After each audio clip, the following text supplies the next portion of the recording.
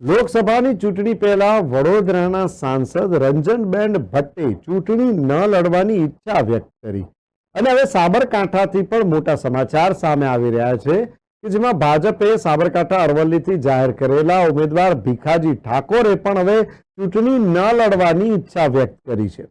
તેમણે પણ વડોદરાના સાંસદ રંજનબેન ભટ્ટની જેમ સોશિયલ મીડિયા પર માહિતી આપી કે હું અંગત કારણોસર લોકસભા ચૂંટણી લડવાની અનિચ્છા દર્શાવું છું।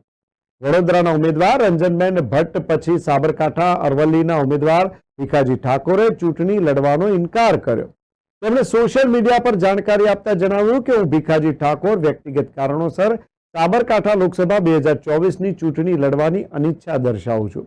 એવામાં સાબરકાંઠા બેઠક પરથી ભીખાજી દુમાજી ઠાકોરની અટકને લઈને વિવાદ ઊભો થયો છે।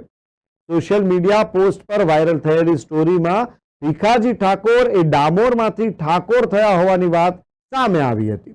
તેઓ ઠાકોર છે કે ડામોર આ મુદ્દે પણ રાજ્યમાં ચર્ચાએ જોર પકડ્યું છે। જોકે હવે ભાજપે સાબરકાંઠા અરવલ્લી માટે નવો ઉમેદવાર શોધવો પડશે। ભીખાજી ઠાકોર લોકસભાની ચૂંટણીથી દૂર રહેતા ઠાકોર સમાજના ઘેરા પ્રત્યાઘાત પડ્યા છે। જોકે ભીખાજીના સમર્થકો કમલમ કાર્યાલય મોડાસા ખાતે આવી પહોંચ્યા હતા। ભીખાજી તુમ આગે बढ़ो हम तुम्हारे साथ જેવા સૂત્રોચ્ચાર પણ તેમણે કર્યા હતા। વડોદરા પછી સાબરકાંઠાના ભાજપના ઉમેદવારે અનિચ્છા દર્શાવતા ગુજરાતનું રાજકારણ ગરમાયું છે। भीखाजी तुम्हें आगे बढ़ो, हम तुम्हारे साथ हैं। भीखाजी तुम्हें आगे बढ़ो, हम तुम्हारे।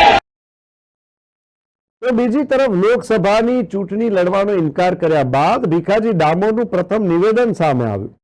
સાબરકાંઠા જિલ્લાના હિંમતનગરના અગ્રણીઓને મળવા માટે ભીખાજી પહોંચ્યા હતા। ભીખાજી ડામોરે કહ્યું કે ભાજપની સાથે છું અને ભીખાજી ઠાકોરે કહ્યું કે અંગત કારણોસર ચૂંટણી લડવાનો છું ને મેં ઇનકાર કર્યો છે।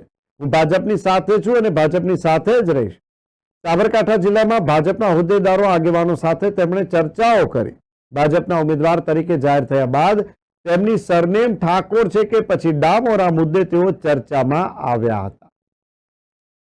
મેં હાલ પૂરતી પોસ્ટ મૂકી છે। મારા સામાજિક ઘણા બધા કામ હતા કારણસર અત્યારે મેં પોસ્ટ મૂકી છે। આગળ જોઈશું। અને પાર્ટીને જીતાડવા માટે પાર્ટી જીતાડવા હું ભાજપનો કાર્યકર્તા હું પરિવાર ક્ષેત્રમાંથી આવું છું। ચારેક સંસ્થામાં છું, 4 જિલ્લા પંચાયત લડી ચૂકેલું છું અને અત્યારે જિલ્લાનો મહામંત્રી છું। એટલે પાર્ટી સાથે હોય ને પાર્ટી જીતવા માટે પૂરો પ્રયત્ન છે। એમાં કોઈ કચાશ ના હોય। ભાજપનો આ રાષ્ટ્ર માટે કામ કરતી પાર્ટીનો કાર્યકર્તા છું।